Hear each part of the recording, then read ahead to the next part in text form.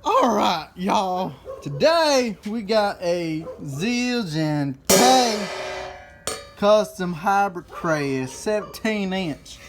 And as you can tell right here, there's some crack damage right here. It forms a little T. That means it's terrible because it's cracked. Anyways, before we pick this symbol up, let's give a little sound test.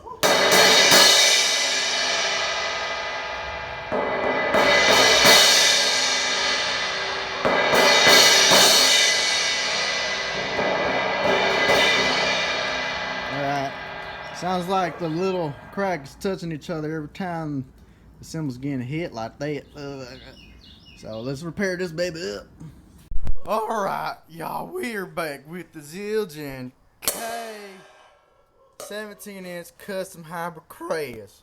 And as you can tell right here, we repaired that T, no longer a T, it's now an ow or U. Anyways, let's get a little sound test.